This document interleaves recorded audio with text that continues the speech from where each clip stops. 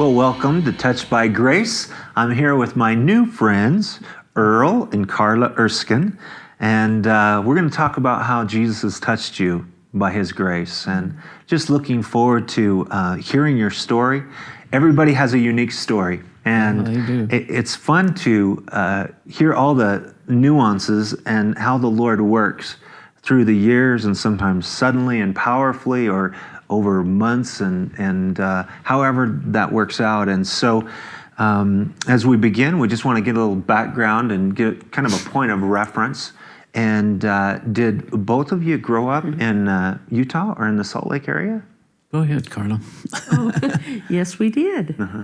Yeah, both of us are Salt Lake born and raised. Carla went to West, I went to South High, and then we went up to the University of Utah, and so we were born and raised. I was actually born in Gunnison, Utah, but raised in Salt Lake. Now, I heard part of your testimony, Earl, and tell me about your youth and your childhood and your parents, and what happened there.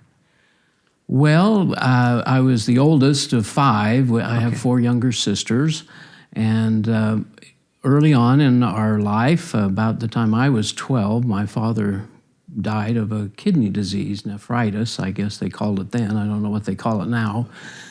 So, and that was, I was 12. And then at about 16, we got in a car accident, and my mother was killed in the car accident. So, were you with her in the car? Or I was driving. Yeah, we were on a driving. trip in Colorado, and some fellow ran into some dirt and mud on the road and came into our lane and Just crossed the center line. crossed the center line, and we went head on. So how'd you survive that? Did you have your seatbelt on? Well, I think most of us, everyone survived but my mom in both cars, so it was kind of interesting. And back then we didn't really wear seatbelts as much, and maybe I wasn't wearing a seatbelt actually, but I was holding onto the steering wheel, and it got all twisted, but she went into the window and went out the door. And the rest of the kids were in the car with you? A couple of the other sisters were there, but they were fine, or ended up fine. They got thrown out of the car, but They were thrown out as well. yeah, well, at least one of them was, but they ended up okay. So what happens in a young man's heart when all that goes on? You're at 12, losing your dad, and It's just kind of, I've thought about it over the years, and people have asked me, it's just the way life was. I didn't really know any different.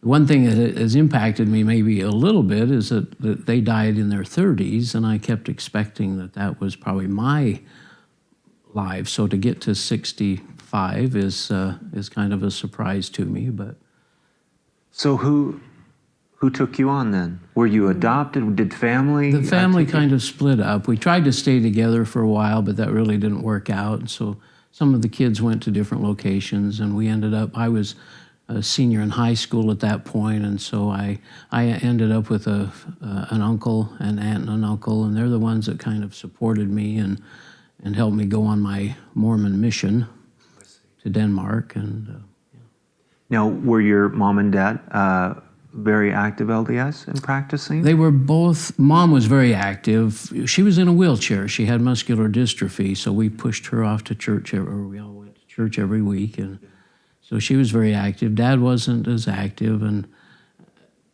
that was just the way I think he was a teacher in the Aaronic priesthood, but we always had hope that he would, at least especially after he passed away, that he would become, learn the truth and come to the gospel. And so Mom got sealed. We all got sealed in the temple about a year after he died to kind of get the family sealed together. They hadn't been married in the temple, so.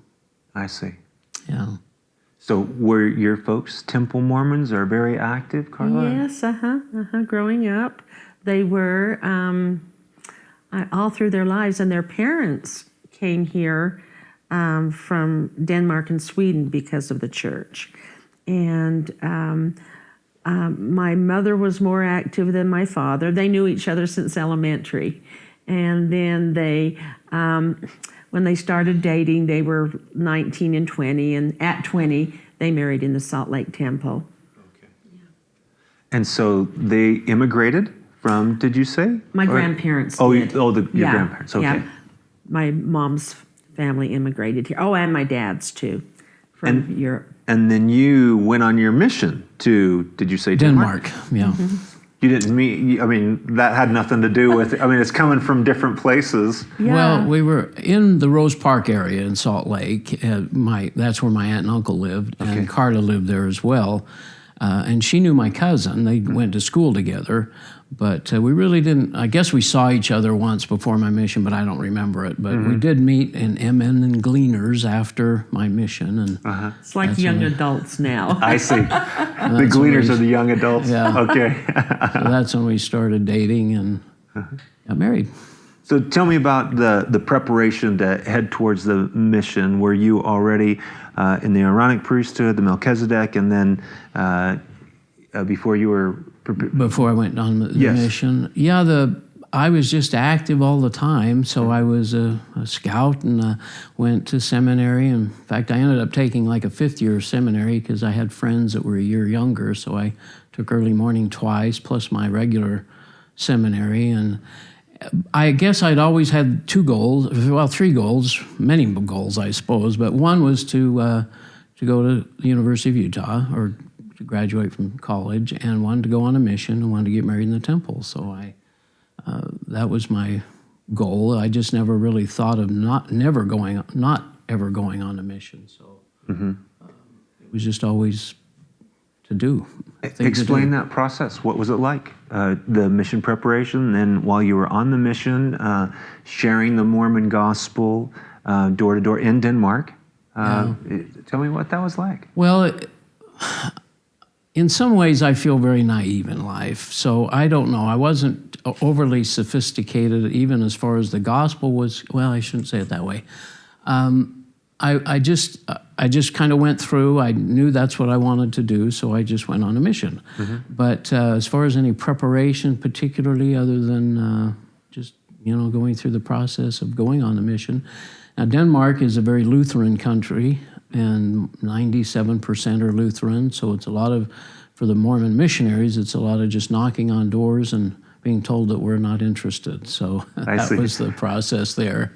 During the 2.5 years, I was involved in 2 baptisms, and they both happened within like 6 weeks of each other. So the rest of the mission was just kind of knocking on doors. But you did work in the mission office. I did work in the mission home at the last 6-8 months of my mission. Enjoyed that very much. And how's that different? What is the mission home? Well, they have different, they have a travel secretary and a statistical secretary usually, and an executive secretary, and I've filled in some of those roles over time.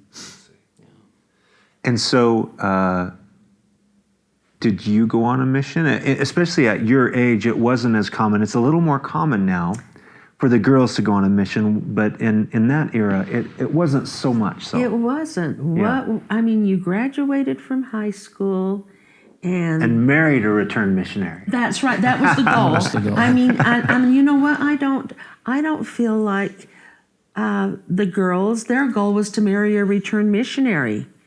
And so, here these young men are studying the gospel and the scriptures and all of that. And my main focus was on just preparing myself and finding someone that I could marry in the temple. Right.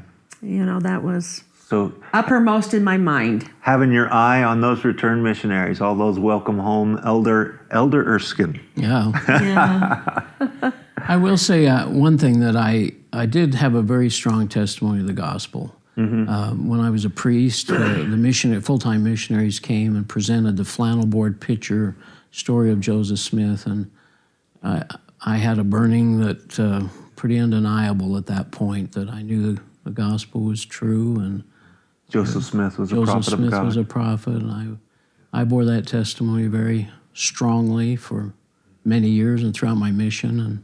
And Now, when you're out there on the mission field, Earl, do you learn the 6 weeks of lessons, and that's primarily what to go into people's homes if they're open, and to teach what was the basic package that you were trained to then go deliver to the people? Was it similar to what it is today? I can remember back, that was 45 years ago, but we did have 6. As I remember, the plan of salvation was number 5. And sometimes we started with that because it was a little catchier and it was a little more interesting, had a little more to do with the family and so on. But the first lesson was to encourage people to, or make people realize that we had a need for a prophet. And then we told the Joseph Smith story.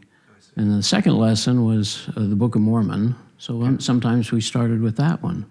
But most generally it was the first lesson. And I only got to give the 6th lesson a couple of times, those two baptisms as I recall. It was kind of slim pickings in Denmark for, unfortunately, for what we felt at the time. But now, especially, it's such a great thing to spend time with you guys, because I've spent time with now newer or younger generation LDS people, or I'm sharing with them, or we're dialoguing about their faith. I'm sharing with them my traditional biblical approach to Christianity and their Mormon approach, and it was very clear to the older generation that eternal progression is the heart and soul of Mormonism. To progress ultimately to godhood, procreating throughout eternity, and having your own planet, and those things.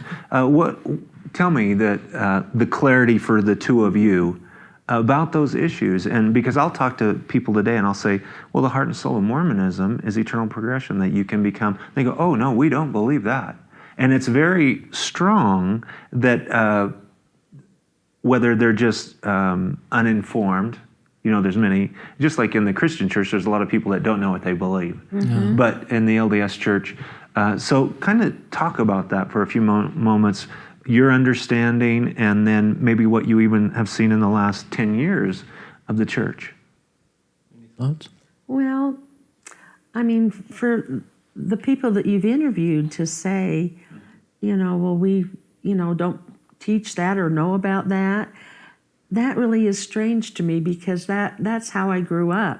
I mean, that's the whole purpose here on earth, is to have a family, be sealed to them. And I mean, you marry in the temple. I mean, to get to the celestial kingdom, of course, first you have to be baptized, and then you have to be married in the temple.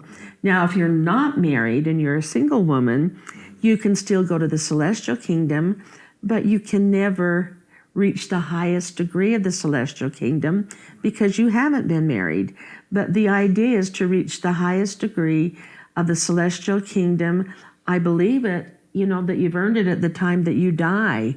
And then me personally, I just figured, it's going to take eons of years for me to learn all of this stuff that I need to know to be a God, but I believed it with all my heart. Not that I would be a God, but that Earl and I together would be this unit, and and procreate and have heavenly children that would just go on. But I didn't think a lot about actually having our own world. My mind just couldn't go there or even fathom it. But I believed it, and I can't believe these younger people are not thinking along those same lines. I mean, that's the doctrine. That's the teaching. Yeah. And it's as clear in the church today as it's ever been in the past. Maybe it's just some of the people that I'm talking to.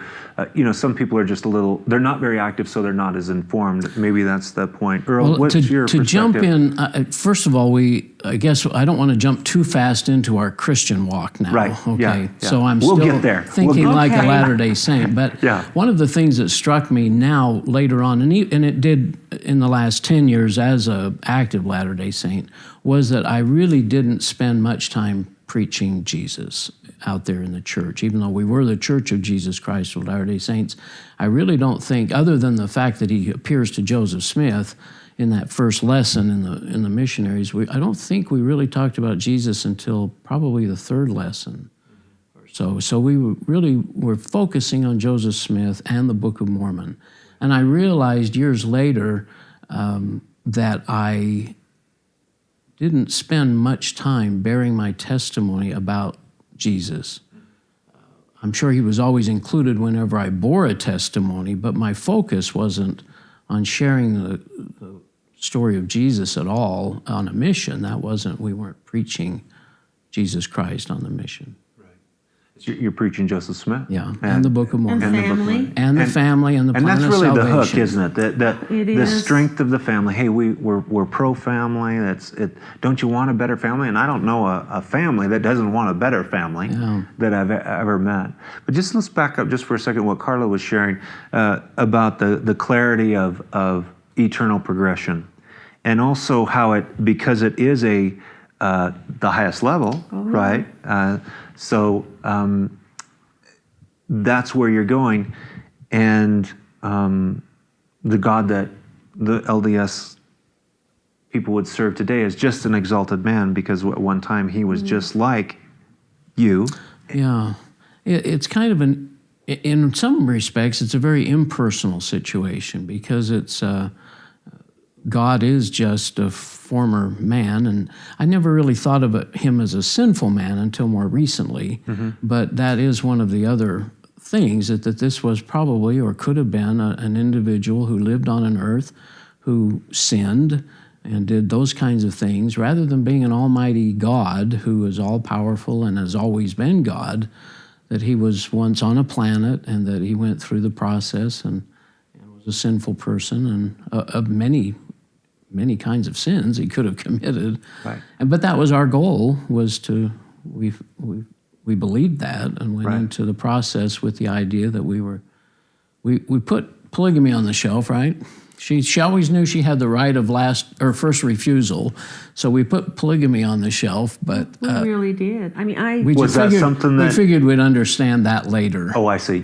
You put it on the shelf that you didn't want to discuss it. Well, or, no, we No, talked because about talk it. It's about just that it's one of those things that we figure will get worked out. We'll both appreciate it and understand it and believe it when the time comes, Oh, I see. and we'll accept it. He couldn't go shopping for the second and the third, Carla. No, she And wouldn't let me do I that. don't think he was interested in doing that. But, I always thought that after we died and we understood everything, I thought, well, I don't have to. I can say yay or nay to him having a second wife. But I'm not sure I totally knew the doctrine, because I think maybe to become a god, you had to have more than one wife. Either it was skimmed over, or I didn't really recognize it. But I just figured that we would understand, and I could say no. And that principle is so powerfully taught and especially displayed in the Lifting the Veil of Polygamy, that video that I'm sure Yes. that you have watched, that principle, if not practiced, you could not reach the highest level. Is that my understanding of the doctrine? Even though, like you said, maybe it's glossed over or you didn't think about it that much? I didn't worry about Well, it. no, it was just one of those things. We didn't practice it, Right. and so it was one of those things. And there's a few other in the church, and that you just don't understand. You don't really don't have to deal with it, and so it's just something we figure we'll learn when we need to know it, and be able we'll to follow it. understand later. I have often thought that if Joseph Smith was back here, would he be a Mormon or would he be FLDS? That was always an interesting question. Spell that out for people who don't know what you just said. Well, Joseph Smith, of course, was a polygamist, and so we don't practice polygamy now, but the FLDS, the fundamental Latter-day Saints, Warren Jeffs do practice all the polygamy. other- So whether he would be attracted to our church now or to the... Well, Warren Jeffs would be a better model for how Joseph Smith lived his life, or Brigham Young lived his life. Well, I think they're Correct. living the true, or the pure gospel. Yeah, the fundamentals of Mormonism. Right. Right. They think we don't have the truth, and they do. Right. So, like President Munson not pursuing that, he's not practicing what the first 5 presidents of the LDS Church, or the prophets, excuse me. Well, and that's always another caveat that the church has, Yeah. is that the brethren are allowed to receive current revelation and make changes and be flexible Yeah. as required, and that It's an evolving doctrine. So we trusted that. I mean, that's what you accept, and Sure. the fact that we've learned other things about little changes after, or people not really adhering to the 1890 edict and so on, that was just stuff we've kind of learned more recently. We just didn't worry about that either, I guess. So tell me about you. You come back from your mission, you meet your lovely wife, Carla, you guys fall in love, and now you're going to get married in the temple. We are, and we do. We get married in the Salt Lake Temple back in 1969. In February. Okay. And Been 43 years. 43 years this last month. Oh, that's wonderful. it was joyous. Yeah. I'd been through the temple, of course, before I went on my mission, but Carla hadn't. So You would go through to receive endowments, or as a missionary, you go through to You do go through, you go okay. through the temple. All right. So then you have that experience, and then now I think the missionaries nowadays go through the temple more often during their mission, but we didn't have a temple in Denmark at that time. Okay. And I don't think it was as common for us in the 60s to go through the temple during your mission, because you're actually doing work, missionary work, rather than work for the dead. okay. And so that was the focus. Right. But we came home, and Carla went through the temple, and we got married. So you go through the process of the temple, and at that time, because it's now video, it used to be dramatized, correct? Where Now the Salt Lake Temple still is okay, dramatized. still, and Actors. did you go through? You went through the Salt Lake Salt Lake Temple, right? Temple. So the Christian preacher comes out, and he's the devil, or at least An employee. an employee Of the devil. of the devil. know- Correct. So you guys are talking. If you're LDS, and you're talking to an employee of the devil, correct? Because I'm a Christian pastor. Yeah. And that's just kind of the. You know, it's funny how you go through that, and you do it with a lot of, and I've learned this more and more as time has gone on, that we live in the Mormon culture a lot with blinders. We are very faithful. We have a lot of trust. We trust in our leaders. We trust that we'll understand things as time goes on. I didn't understand why Satan was there and why he was instructing Adam and Eve. I didn't understand this whole thing, but I did firmly believe it, that you're right. He was an employee of the devil, couldn't be trusted, but you know, I don't know whether I use the word naive, and maybe it's the blinder thing, but my eyes were closed. I just went through it faithfully, and anything I didn't understand, I figured I would when I needed to. I trusted in God that way. And Is the Well- is the environment one where you can ask questions, Carla, or are questioning people? Is that become problematic? You mean in the temple? No, in the LDS culture, when you can't. question things, like you said, you're trusting your those things, and so to Well, ask and questions, you can't sometimes- actually talk about things in the temple outside correct. of the temple, Right. But so I'm- that was never an option. Right. However, some of the other things, we do have a very strong antenna process in the Mormon Church. You know, it's kind of, if you say something kind of out of line, Or And we- question something? That's what I we mean have a about questions. vernacular in the church. And if you say something that doesn't fall into that vernacular, if I were to call the bishop a pastor, for example, which would be, Right. or if I were to wear a cross in the Mormon church, if I were to say or raise a question about anything, all those around me would question,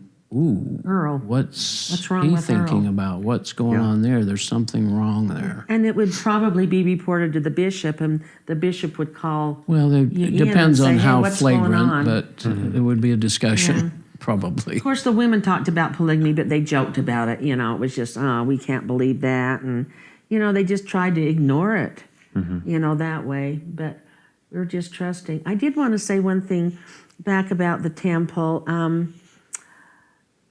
I mean, my first experience was not a wonderful one, but it wasn't a bad one.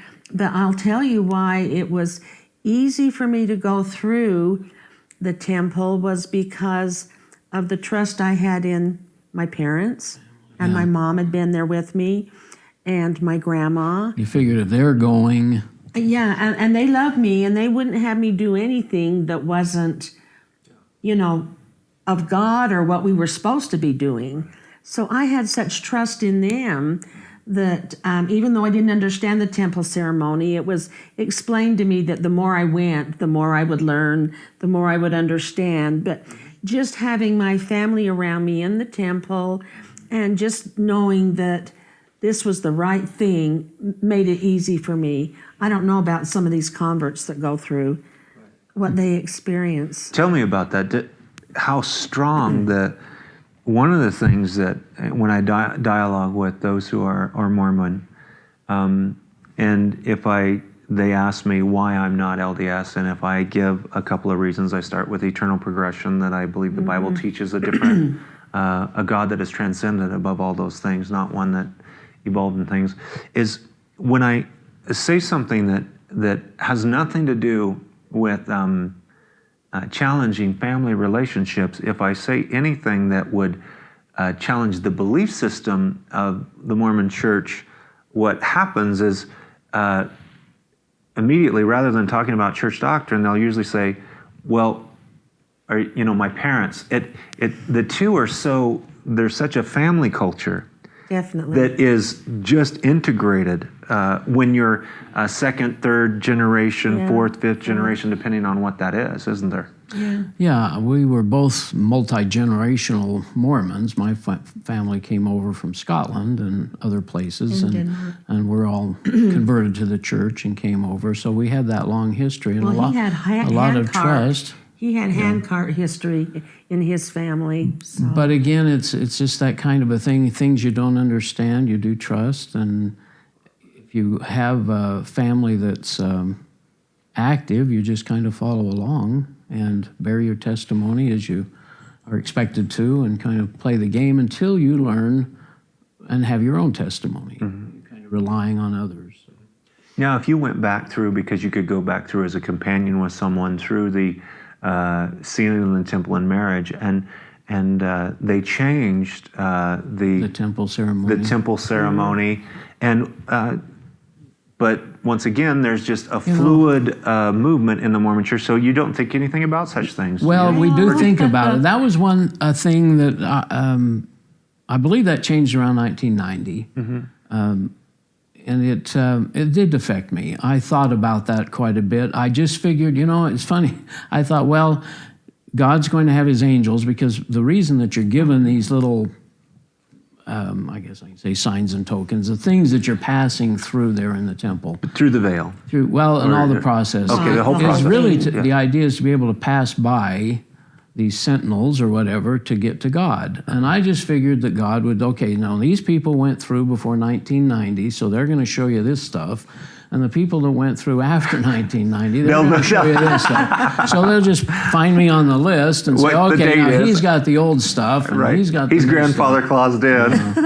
The thing that was more surprising, and I don't want to jump too far ahead on your discussion, but we hadn't realized how influential the masonry was in the temple. Right. We've since gone on a website, and this was done very recently. It had nothing to do with our coming out of Mormonism, but looking at all the handshakes and all the stuff and the aprons and all the stuff that has to do with the temple, we were just shocked to read and see that stuff, that this was all masonry. And the other thing that kind of struck us is that we talked about the fact that the Kirtland Temple had been built in 1836, or dedicated, and there was nothing. There was no rights or the marriages for time and all eternity. I guess there were some things, but not very much. It wasn't until Joseph Smith became a Mason and then built the Nauvoo Temple. So it was always struck me that here we have the Nauvoo Temple that has all this stuff in it, but the Kirtland Temple didn't get any of that stuff. And it was just kind of coincidentally interesting that it was after he became a Mason that the ceremonies evolved or developed in the Nauvoo Temple. And which almost all the symbolism is, now that you've done the research, is from the Masonic Lodge? It's, I mean, I don't even want to say the words because I do respect the people that are listening and what they've been through the temple. Maybe I've said too much already, but there's a 5 thing that's in there. There's, again, handshakes and aprons, and it's all Mason. It's the all-seeing eye that's on the symbol. All-seeing eye. There's one of those all, eyes in the Salt Lake Temple, and it's always kind of freaked me out.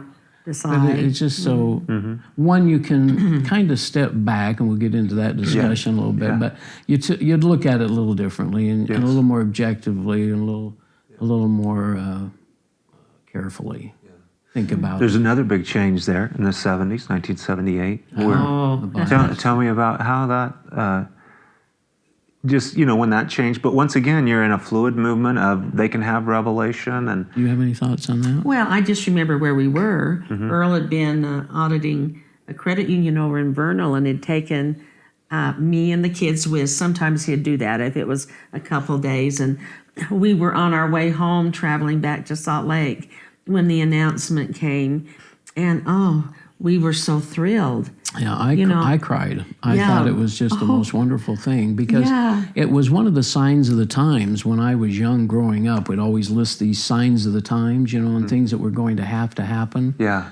And that was one of them, that there was never all the people of color would get the priesthood, but it was just the blacks. At least that's what we said then. But it was the blacks would thrilling get moment. the priesthood, and so we were thrilled. But again, we trusted that was current prophecy, and that's Revelation.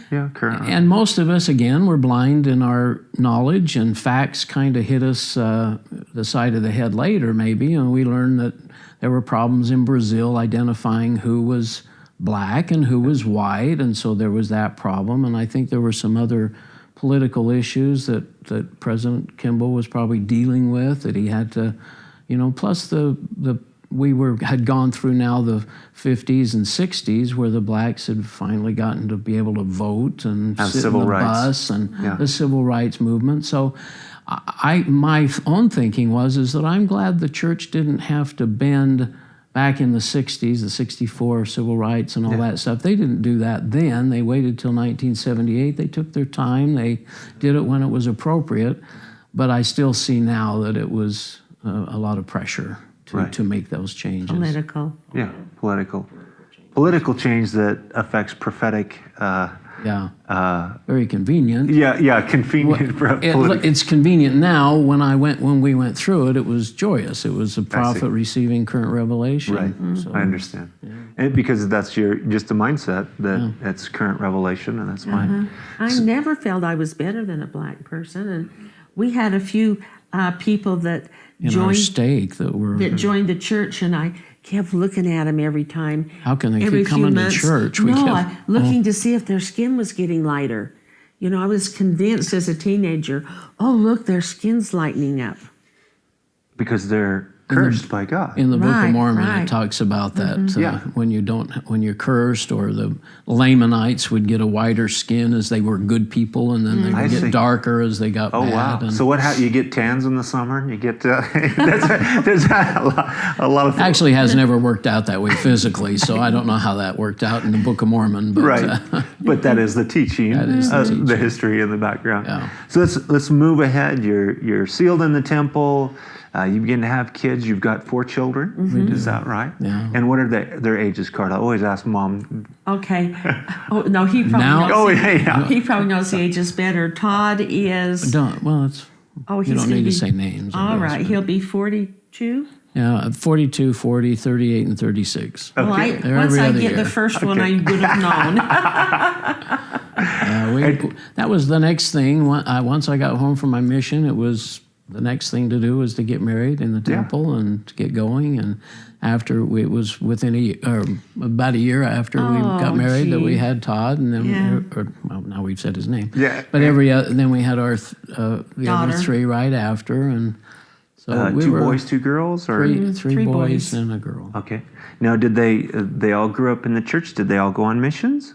2 of the 3 boys went on a mission. They other than all 3 of them have been married in the temple.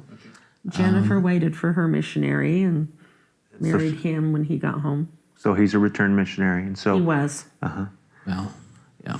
And so you've had the kids, and tell me, because you're progressing, right? You're growing in leadership in the church to the place that your sights really, if you're being faithful, is the bishopric, right? You're headed towards being a bishop. Well, I don't know if anybody in the church has sights. I guess there are some that are goal-oriented, and trying to achieve things. Earl was not. He was very I was never humble. really that. I just took whatever came along. But whatever calling that was assigned to you. I served on a high council for a while, and then moved to Texas with my job, and then I Was in a bishop. was in a bishopric down there. And then when I came back, we moved actually back to the same ward that we had left when we went to Texas, and so they knew me, and so within a year or so they called me to be the bishop of the ward. So did you do a 4-year term in Texas, or just up?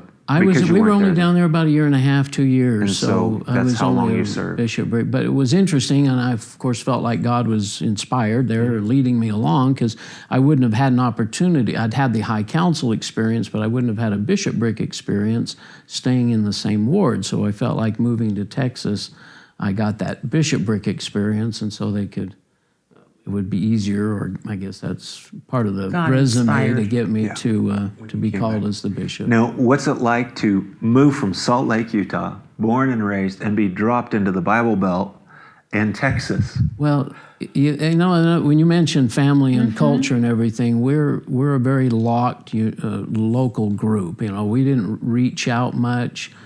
We did end up with some friends, very good friends, who aren't Mormon, but generally we stuck pretty much with our we had own a huge activities. Had a big Mormon ward, culture. and so we spent all of our time with ward members. So we really didn't ever notice. I didn't ever notice we were in the Bible Belt. Okay. We had one wonderful couple that were our friends that worked with Earl that were not LDS, and they're thrilled at the moment. Yeah, but we are not. Yeah.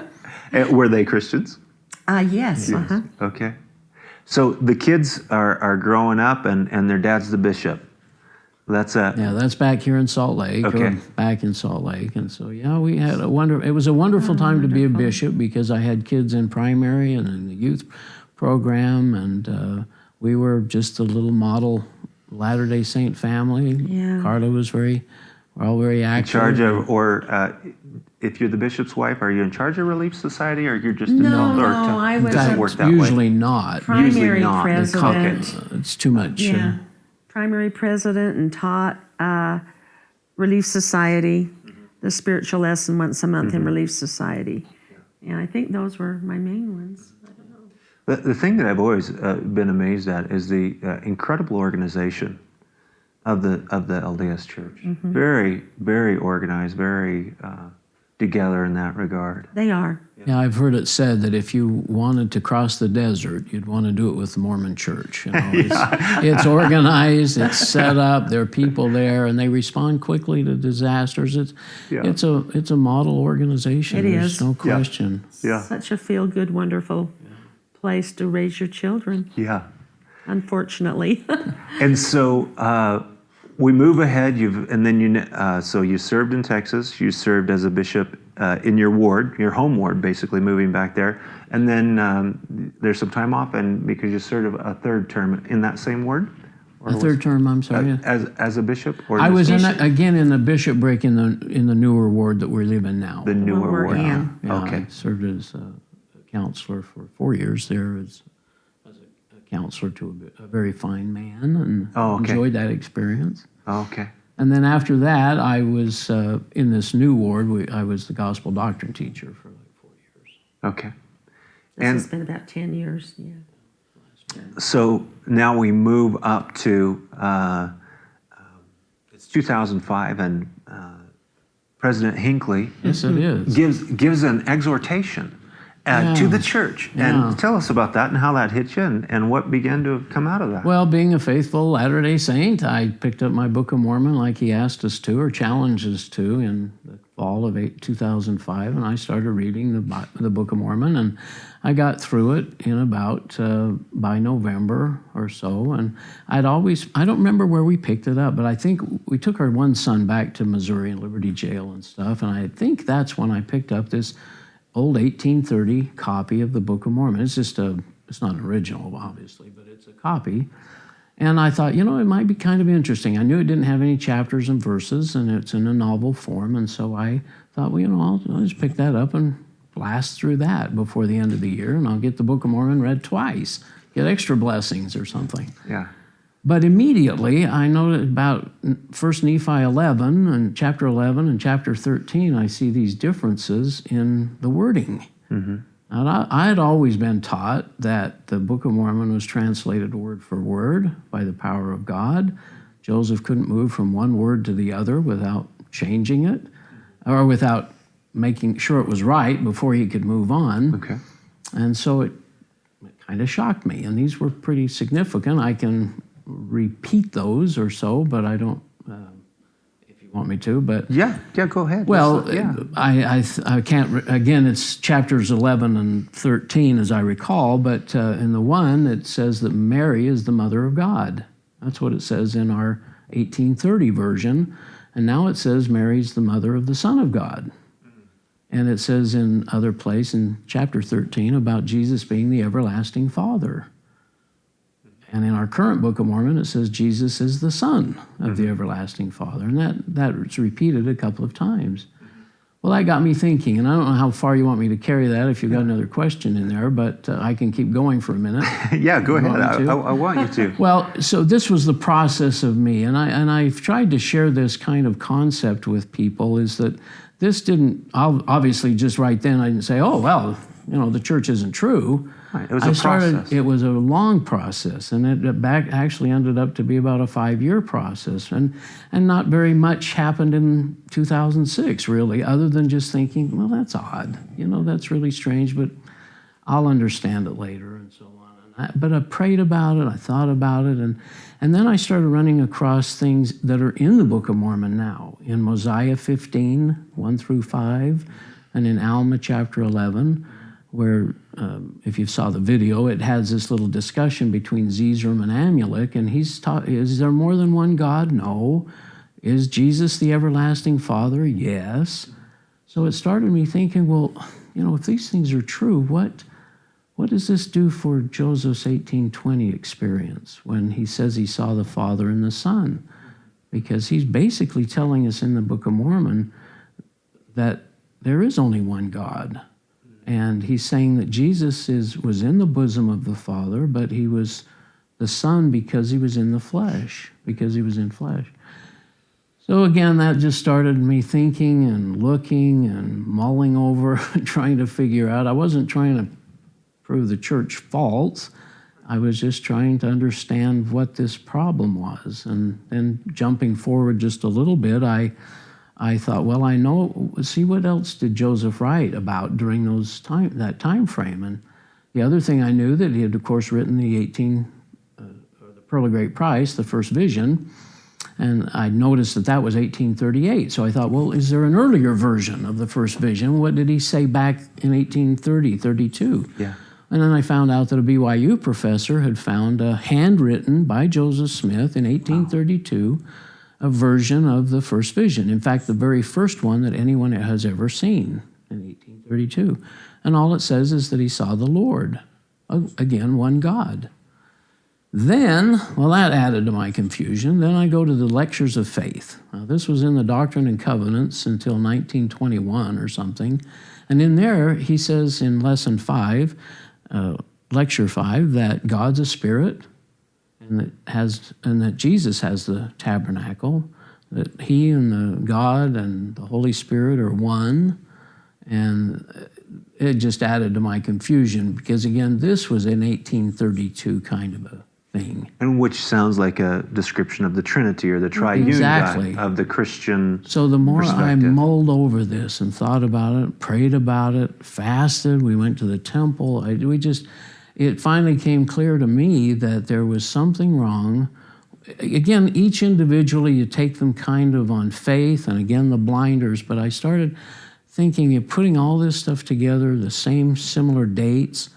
I believe now, very convinced that Joseph Smith believed in a Christian God until something happened in maybe 1835 or something, and he came up with this idea that there could be more than one God, but he never discussed that. There's no journals, no other entries that he ever told anybody that he saw two people before into the late 1830s. So I became more and more convinced that probably that 1820 experience really didn't happen the way he said he did, in the way that we have it in the Pearl of Great Price now.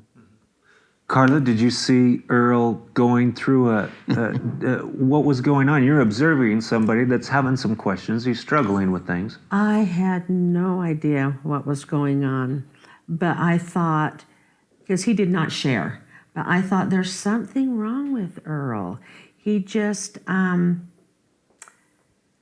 don't know how to put it. He just was I was pretty miserable, actually. pretty in a bad mood. Yeah, he's a bad And he It would- just was, it was, And he'd be it was up at night. life-changing. He'd be up at night and pacing the floor, or tell me that he hadn't slept or something. And I had no idea. I thought, well, I know he didn't have a midlife crisis.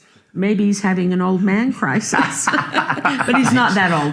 But he, and then I retired, and he had retired prior to me by several years. And so then I retired from my work, and I thought, boy, Earl's having a hard time. I'm in his space. Now I'm home, and, he was pretty possessive of the dishwasher and different things. I kind of thought, I'm in his space now. He's maybe having a problem with me being retired. He's trying to adjust. Tell him what the kids said at Christmas. Oh, I'll jump ahead. Yeah, not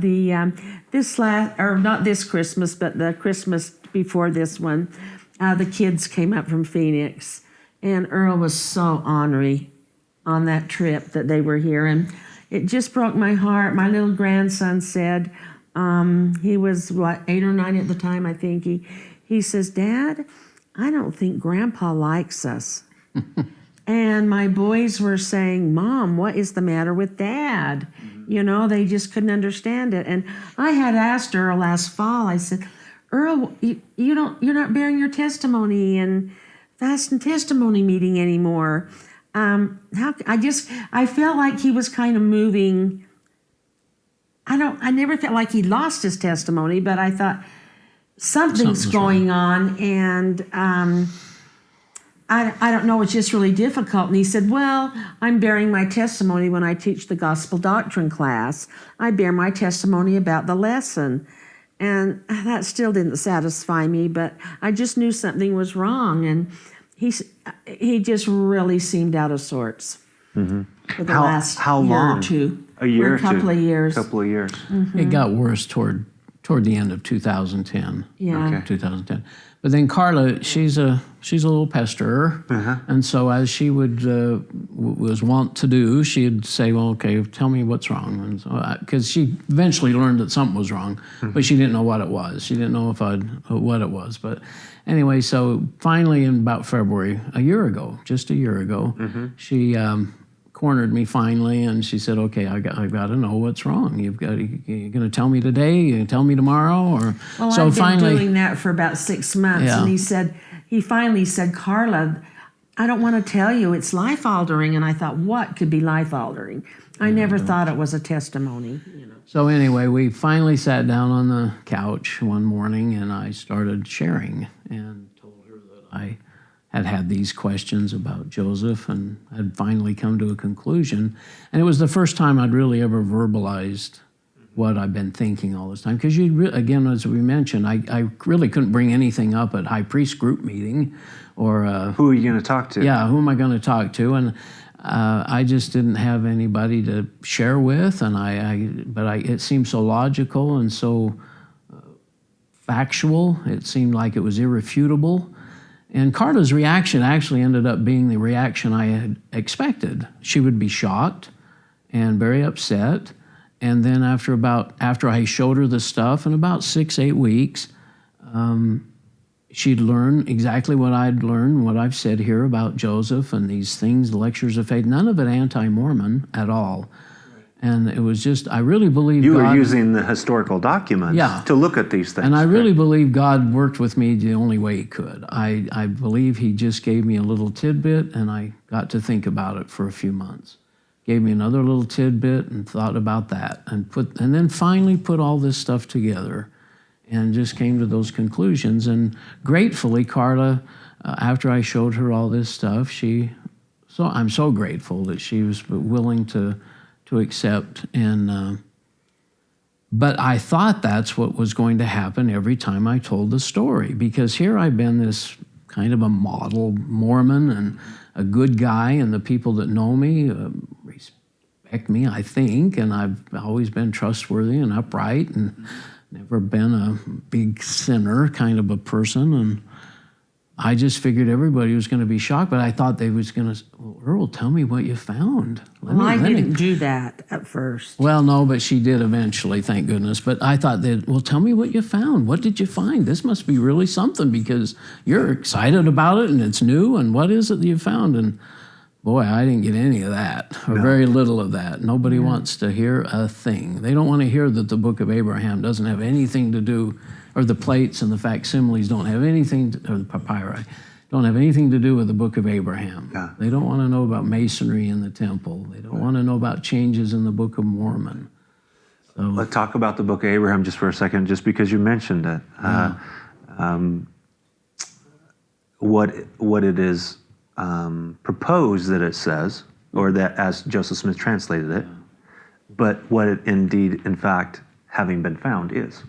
Just share that. this actually was the tip. This is what tipped me over. Pushed the you edge. over. Yeah, the because Book it of is Abraham. so irrefutable. It is just unbelievable. So in 1967, and I think back now, we've talked about this so much, and I'm dominating, sorry, but No, I don't. You're fine. I just believe God, in his wisdom, has dropped little things at us all the way through. The Dead Sea Scrolls in 47, Yes. this handwritten version of Joseph Smith's first vision in 1965, the papyri in 1967. He's just given us these things to kind of say, look, I'm not going to tell you the church isn't true, but boy, if you don't start paying attention to this stuff, you've got to look at it, folks.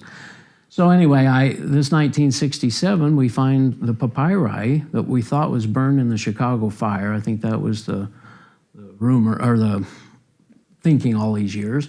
So here we find this, and it's actually the same facsimiles. This is what really got me. The facsimiles that Joseph took that have all these characters on them, he listed exactly what was in those. The angel of the Lord, this is Abraham, this is this wicked priest. And now we have those, Egyptologists can read it, and it has nothing to do with Abraham. It was probably written just a few years before, like 100 BC or something. It has nothing to do with Abraham. And when I saw that on top of all this other stuff, I thought, that's it.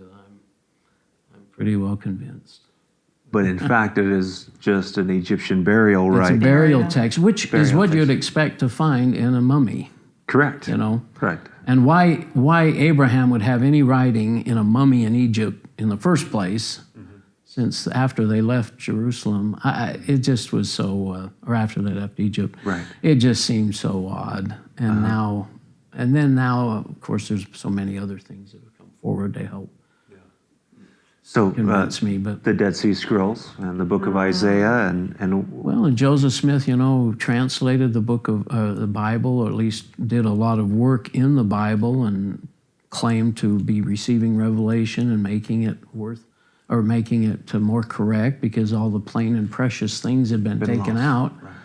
And then to have the Dead Sea Scrolls come along and actually, I think it's Isaiah's 99-point-something% the same. And Well, the whole Old Testament is. correct. so, except for what, Esther or something. So it just seemed to me that it was another evidence that Joseph Smith had. In fact, there's nothing. I've actually looked at the Dead Sea Scrolls and compared them against the Joseph Smith translation, and there's not one. There's not one thing he added or changed that's in the Dead Sea Scrolls. And he even added chapters at the end of Genesis and put himself into the, Joseph, and my father Joseph, his name Right. would be Joseph. And it was just humorous, actually. It got even more silly the further I backed up just a little and could look at things in a different way. And I thought, I can't believe I just bought this hook, line, and sinker for so many years. Well, you have to give him credit. He's quite a storyteller. Joseph. Yes. Very Well, charismatic and I'm intelligent. sure he was very intelligent and very charismatic and had a way with people. And I think he was probably surprised how easily he was able to influence people. Right. And as I said before, that Book of Mormon, if you read that novel version of the 1830, it's very Christian. It doesn't talk at all about temple rites, baptism for the dead. It doesn't talk about families are forever. It's about God and Jesus, and it's more Christian than, in fact, again, Mosiah 15 and Alma 11 are very anti-Mormon in their concepts. So, Did you were you curious to research some the lack of archaeology that supports anything to do with the Mormon Church, as opposed to the Bible? If they, Bethlehem or Jericho or anywhere we They have the Go ahead. artifacts. Well, I'll let you take this. Sorry. No, talk about It was just the funny. Book of Mormon. See, in the church, we disdain the cross. We disdain the Bible.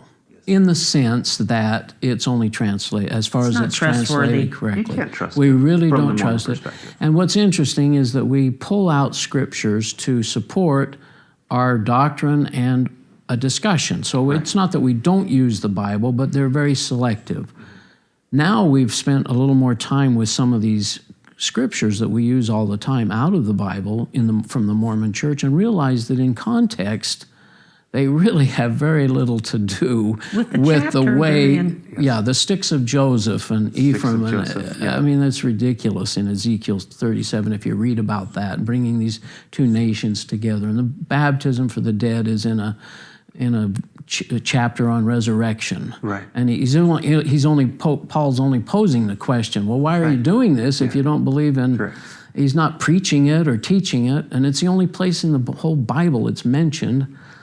Anyway, so we have that disdain, and I'm not sure where I was headed with all that. What were we talking Well, I was Sorry. just asking about the archaeology. Well, yes, and so I read this book of B.H. Roberts. He's a turn of the century, wrote the comprehensive history of the church, very well respected. He goes through and has these 4 or 5 problems from somebody that wrote the first presidency a letter. What about the linguistics? What about the animals? What about the silk? What about the archaeology and so on? Medals. He goes through and comes to the conclusion that the linguistics of Hebrew, given that many millions of people and that civilization existing from, if you take it from 600 BC to 400,000 years, could not have just evaporated by the time the Europeans came. It just couldn't be all gone. And so where are the chariots and where are the swords? And so he came to the conclusion too that this was maybe a little more fanciful. And so I read his book and I really couldn't believe it, but he did present this to the first presidency, as I understand it, and talked to them about it, and they had problems with it. I don't know whatever happened of that, but anyway, so the archaeology, the linguistics, the animals, they were all problems for this B.H. Roberts.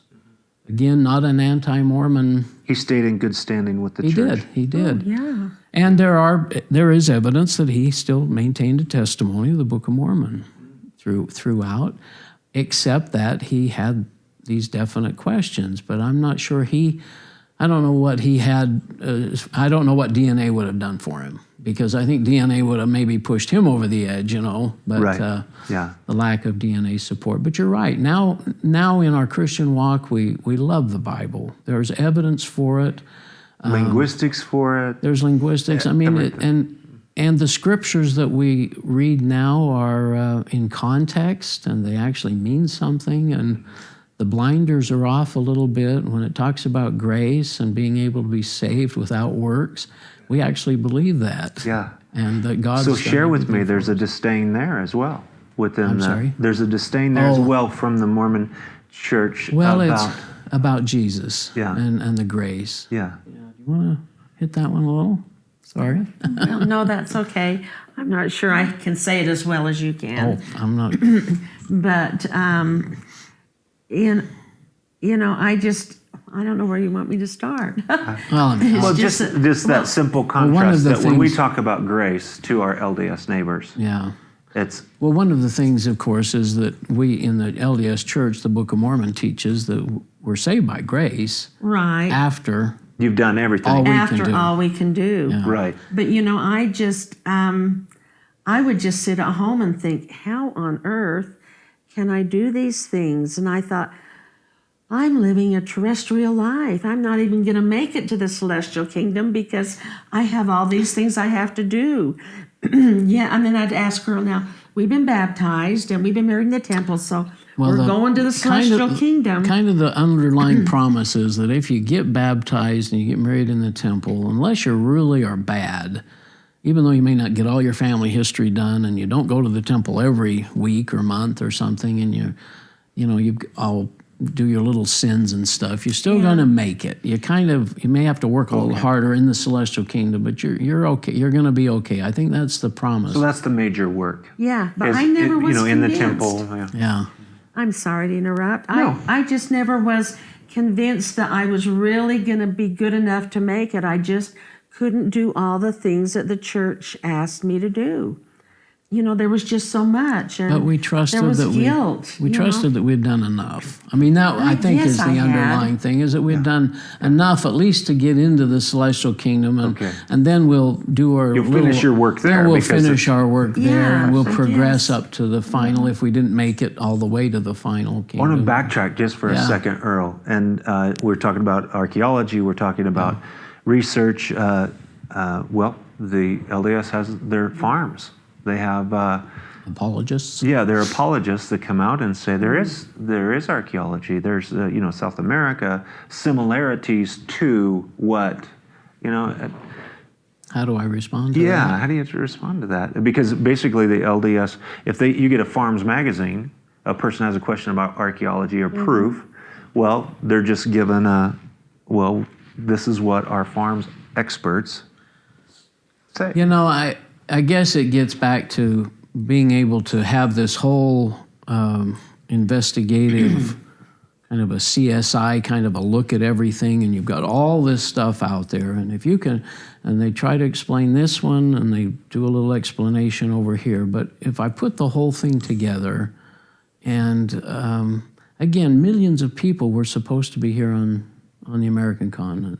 In huge battles. In huge battlefield, battles. yes. Yeah. So, when they say, well, we found this or something, I'm saying, well, where are the other few 100,000 swords? I don't even know if they found any. I don't think they found anything. Metal. But there's no coins. There's no evidence. There's no pottery. There's no evidence at all that there was a major culture here. And some people say, well, maybe it was just confined in a little jungle area or something. But that doesn't house millions of people or the hundreds of thousands that they talk about being destroyed and the wars that went on. And it just, if such a culture lived for 1,000 years, there was never, we had the lost city of Atlantis kind of thing where or city of Enoch where the whole thing's gone, of course, but that wasn't the case with the story in the Book of Mormon. There's a long history. There's a long history. It's Right. thousands of years, including the Jaredites that came over even before that. And so the culture should be, there's evidence of every culture that's ever lived except this group of Jaredites and then Lamanites and Nephites. So Yeah. Well, there was no steel or metal there were no horses here on the American continent. The only The animal, Spaniards brought the horses right, over. the only one was, I think, a llama, and it was indigenous, So- I believe, to South America. But So somebody will say, well, they called this a horse then. Or they, I instead, see. that'll be creative, the explanation. That's a farms kind of thing or creative something. analogy. It just is, we're not being really honest with ourselves when we look at the entire picture. And I do want to say one thing. I met with a church historian when I was kind of really convinced basically that Joseph wasn't a prophet and hadn't had his 1820 experience. But I went through all of this stuff with him. I gave him a handout and we went through this. And I almost hate to put the words in his mouth but he told me this. He said, I know all this stuff. He said, I put it on a shelf. And when I bear my testimony, and I said, people respect you because you're a historian, and they look to you for, they're saying, if you're saying this to them, they figure you've researched it, you know it's true, you're supporting their testimonies. He said, I know what I'm supposed to say, and I know what they're supposed to hear. He said, and all the rest of it I put on a shelf. So he's able to, he was able to rationalize his testimony and then say that he could say those things by not dealing with the facts that he was aware of. And, for some reason, I just felt very strongly all the way through this about being a hypocrite. That's one of the things that's always bothered me. I always like to be honest, and I just couldn't do that, walk away from what I was seeing and studying and learning. So I didn't feel like I could be a hypocrite. I knew God would judge me for that. Well, tell me, Earl, a lot of people might get disgruntled as they look at the research with the background of the Mormon Church, but they don't always fully come into a born-again Christian experience. Yeah. They go away angry, and they stay angry. But when you opened your heart because you, hearing your testimony, you began to read the New Testament. You began to read just the letters in red, Jesus' words, right? Well, I got thinking, and I really appreciate you bringing this up because it is the more important part of the whole story, really. And I'm still not sure how much more time you've got here, but we're just going to run out of tape and just keep going, so don't worry about it. Okay, I'll run out of tape. But one of it is true. There are a lot of people that when they realize that maybe the true church isn't the true church anymore, they back off completely, agnostic or atheist or something. And I have to give credit to Sean McCraney and his Heart of the Matter show. I started watching that the last couple of years. At the first, I was very offended by him, and I tried to defend the church against what he was saying. And even with your doubts, you were... Even with my doubts, because by then I had all these doubts, but I really hadn't come to any major conclusions, you know. And so he was challenging my testimony and my beliefs again. And your family heritage.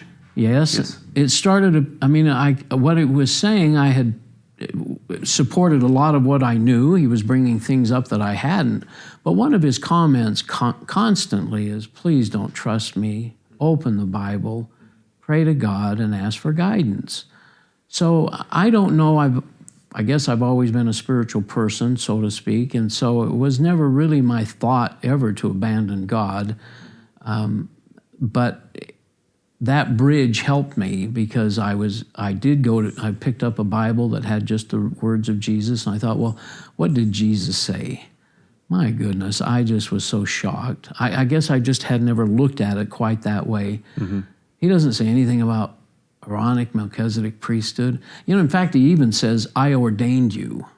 He didn't say, I ordain you with the Melchizedek priesthood or the Aaronic priesthood. I've ordained you, chosen you, and ordained you. See, we take that out of context, you know, it's funny.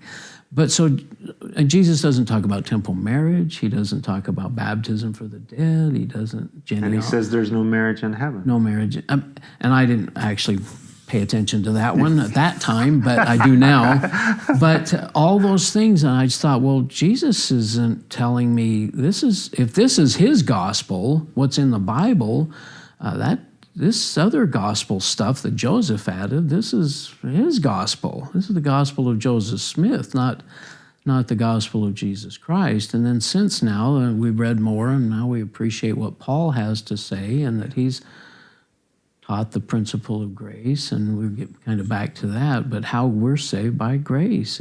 Jesus has done everything for us, and our works are nothing. We're just like little children who've scratched your dad's car.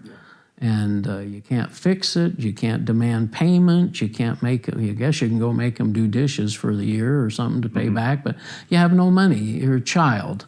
And that's the way I view God now. I'm just a little child, and do with me what you will. And, So you were wrestling, and from Carla's perspective and the families, you were quite miserable. Really frustrated. And how did the peace of God break into your heart, and that it's such a radical thing. How can you describe it, and how did you observe it, Carla? First, Earl. Yeah. I definitely feel like I'm a new creature, and I guess I would have to say I'm born again in the sense of being a new creature. My eyes are open, the Bible's opened up for me, and I have a trust in my God that I've never had before. But as far as having a slap to the side of the face or a roadside experience or anything, I actually haven't had that kind of an experience. Mine's been more progressional, probably like coming out of Mormonism. It's been more progressional. But it's a definite change. I have a change of heart. changed. My eyes are opened, and I'm a new creature. That's my best. As opposed to being born again, I'm a new creature. Yeah. And maybe that's the same thing.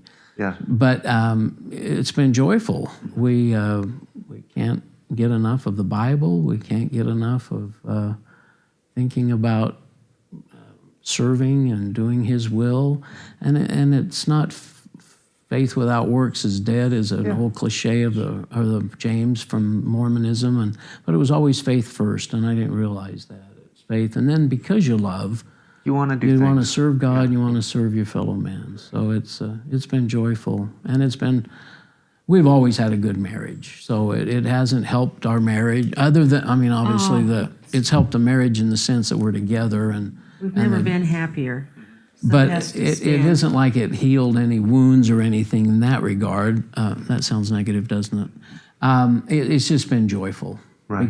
But we've had a good marriage, but this has been wonderful. So Carla, then it takes you 8 weeks. You're processing what He's told you, and you open your heart to Jesus in a biblical sense. I actually had a born again experience. I had been listening to concerned Christians Yes. on the radio and hearing other people's stories of coming out of Mormonism. And that had really helped substantiate my feelings. And then This was like a month or two after we had talked. this was about 6 weeks. You began searching in that direction because of the conversation. Right, and this is my eternal salvation, so I had to do my own study and research, but luckily Earl handed it to me. Yeah. But I was able to see that it was not anti-Mormon, it was church. But anyway, this one night, we were listening to concerned Christians on the radio, and Adams Road came on, the musical group. And there's one song that they sing, it's I Would Die For You. And in the song, he said, when I was hanging on the cross, whose eyes and face were I looking into? And I felt the Savior's eyes piercing mine. He was just like right in front of me. And all my sins washed away. And I cried and cried, and I was healed. I was cleansed. And it was such a beautiful experience for me. And I've never been the same. It's wonderful. Praise God. Yeah. I don't know how I came out so quick. It's The grace of God breaking it was wonderful. And I don't know, but but Earl was, I feel like Earl had changed in January just from an experience. And he says, I don't think that was a born again experience, but he did. You could see it more than he could tell himself. That, maybe so. angst and everything he was feeling for so long, I felt a lot of it dissolve in January. That was the joyful part of it, Yeah. all that burden of carrying it and not sharing with her, because we'd shared everything over the years, and then coming to realization that there was life after Mormonism, and so it was very joyful. But you had a genuine concern, as you shared with Carla, because of your love and marriage, that what if I didn't know her reaction. Yeah, what if she didn't really know. said, I don't want anything to do with a guy that's not going to be LDS. And I've run into that with other people who were threatened because of their celestial marriage and their life together and their whole family. Broken up marriages. Yes. And she was very understanding and supportive and gave me an opportunity to share, and she was willing to listen. And I think I praise God that she was had that kind of a heart. I'm surprised I did. Now, the two of you have come to know Jesus in a traditional biblical sense. Oftentimes, my Mormon friends or neighbors that I might dialogue get very upset at me, and they'll say, "Well, I'm a Christian just like you." And my response is, "Well, would you consider me a good Mormon?" And they realize That's a good question. They realize excellent. right away, no, I don't hold the Aaronic priesthood, the Melchizedek priesthood. And it takes them back because they realize without a temple recommend, and I wouldn't be considered a good Mormon, correct? That's right. Right. And so I said, in the same sense, because of what you believe is so radically different than biblical traditional Christianity, how can I accept what you're saying? You won't accept me as a good Mormon, and what you're doing is asking me the same thing, to accept you as a biblical Christian. And it's just like apples and oranges. It's just radically different. Well, one of the things, and I don't know if how much time you've got, but there was an experience I had that we mentioned, maybe the video that I did on a TV show, and it's hotm.tv, August 23rd of 2011. But I did this little show and did 17 minutes, and one of the things I feel God inspired me to say in that was, I asked the question, was Jesus a God before he came to the earth? And I had never really thought about that, so I really believe God gave me that thought, because in the Mormon church, we actually believe in a Jesus who had to come to the earth to get his body, to progress, and yet he is what we call the Jehovah of the Old Testament. So we're calling him God. And in the temple, we know that he was also a God who was creating the worlds or organizing the worlds. And so we have kind of this strange view of this Jesus Christ who had to come to the earth to progress and get baptized and to do all the things he was supposed to do, get his body and everything else. And yet he really wasn't quite God when he was God. And now we believe, of course, in God, in Jesus as God, and that he's always been God, and that he didn't need to come to the earth. And so for him to come, to condescend, to come and sacrifice himself makes his gift so much greater than we could ever comprehend as a Mormon. And his gift of grace is a loving gift. And we can't do anything to add to that gift. And I didn't understand that before. So it's definitely a different Jesus. He's the God of the Old Testament. He's the God of the New Testament. He's Almighty God. And I believe Joseph Smith believed that. And if you read those things, it's there. Sorry. But there's even more. What? There's even more. I feel the Savior. He dwells in me. And I find myself wanting to testify or bear witness of him all the time. And I have to be really careful with my LDS friends. I have really sometimes exuded Jesus and what he is to me, and that he dwells in me, and they don't comprehend that. And I think it kind of turns them off. So I've had to be very careful. But in my Christian walk, it is so glorious to share with everyone else the Savior and how we crave him and how we crave the scriptures and his word daily, all the time. And it's so different when you go into a Christian church. Imagine walking into a church with a cross on it, as you said, but it's all about Jesus. I mean, you can't That's my life. You can't go 2 or 3 minutes without somebody praising God and reverencing Jesus. And we're singing to him, we're worshiping him, we're giving him praise, we're reading his word. That's all we talk it's about just at all home. it is, and we spend time. And as a result of this 23 minutes or 17 minutes, we did end up being held. Court was held. We were excommunicated. I don't know if you wanted to hear that or not, but one of the things that struck us most, here we're being excommunicated.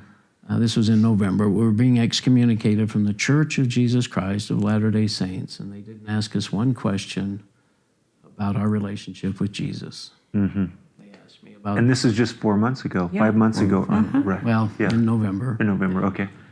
Asked me about Joseph Smith, my testimony, a testimony of the Book of Mormon, and my testimony of the prophets, President Monson. And we knew we wanted to be excommunicated. That was a given going in. But when we sat out in the hall, the stake president, who's a good friend, came to us and said, we don't want you to share your story at all. We just want you to kind of answer the questions. So we couldn't speak. We didn't really get to share or say anything to them. But it struck us later as we sat there, we're thinking, here I am being excommunicated from this church of Jesus Christ. They didn't even ask me my relationship with Jesus. So I just thought that was a very telling thing that we... And you're wanting to bear your testimony about Jesus, and yet there's the burning in the bosom or the whisperings of the Spirit of that Joseph Smith is a prophet of God. But this is, it's night and day. It's night and day. It is so different. I think you grow up with Joseph Smith and you want that. It's something that it's just something you want so much, and I think you talk yourself into it. Yeah. And feelings can be deceptive. Yeah. There's no question, but when you've got the facts, and then you've got the faith, and you trust in God, it's night and day. And no, they can't understand. And, I've had relatives and friends say, well, I have this wonderful relationship with Jesus, and I feel like I've been born again. And I think, you don't know what you're talking about. Or if you were born again, I would know, because it would show. That's and all you would not talk about Jesus. No, if you that's were all born we again. can talk about. Yes. So it's really different. So let's just share. I don't know, we might run out of tape, but we're just going to have fun. So now you're saved, and now you got to tell your kids. Carla, tell me about that. What? I handled it all wrong, I think. Out of zeal and exuberance and excitement. Horrible, yeah. With my one son that lives in Phoenix, I just said, I'm just so worried about your salvation. And I was just telling him the relationship that I had, and I don't know where he's at. I don't think he's totally closed, but our other son doesn't want to hear a thing about it, and then our other son and daughter, our daughter was saved. She had a glorious born-again experience, and she had really been struggling. She had been divorced, and she just didn't fit into the church anywhere, and felt so guilty for this divorce. Yeah. And it's all been washed away. She's a new person and is married to a wonderful Christian man. Oh, how wonderful. We're thrilled for her. And our youngest son said he didn't go on a mission because at that time he was doubting the church. And he finally said, I'm so glad you and Dad know now that the church isn't true. But our heart is aching for our two sons and for our little grandchildren that don't want anything to do with this. So your youngest son also has believed in Jesus? Yes. I don't know if he's been born again, but if he hasn't, he's close. Okay. Yeah. Well, that's awesome. Well, God's grace. I mean, if you could describe in just a few words, and it's sometimes so difficult, but what does it feel like to be touched by God's grace? How can you put that into the words, Carla? And then we'll let Earl kind of wrap it up. How do I put that into words? There's freedom in Christ. I'm a worrywart, and the worry, I think the women are. That's leaving. All this bondage has been lifted off of me. But the most wonderful thing is I know where I'm going when I die. I'm going to heaven. And I get to live with God, who is Jesus and the Holy Spirit and the Father. Yes. And I can't comprehend all that, but I'm just so happy. It's just so joyous. And the only time I have any angst is when I'm thinking about my two sons and my grandchildren. But I have faith in God, and I pray for them. I have just turned my life over to God. And a lot of my concerns and worries about my children, all four of them, I've just turned it over to God. I just have such joy and peace in my life. Earl, if you were to put it into words, just being touched by God's grace, what's that? Well, you know, it's just a comfortable, satisfying feeling. It's I had these anchors, I keep calling them, about. Well, first of all, I had all these balls in the air. Okay, all this first vision and all these other things that I couldn't deal with, and now the balls are gone. I don't have to worry about things. I trust the Bible. I love my Savior, and I don't have. I never. Sounds prideful, but I never really had a lot of guilt issues with the church and the commandments and all that. I figured I was headed to, I had a lot of pride. I was headed to the celestial kingdom and all, but I do feel such trust, and it's just a more peaceful feeling. It's a joyful feeling, and something I'm so appreciative of for. I just have such gratitude for God and what He's done. I know He's done this for a reason. I'm not sure why, but I really appreciate His hand in my life. Amen. Thank you so much, you two, for sharing your story about Jesus touching you by grace and really trading in a lifetime of religion for you guys, a very newfound love relationship with Jesus. It's very exciting. I rejoice with you. Thanks, Pastor Brown. Appreciate it.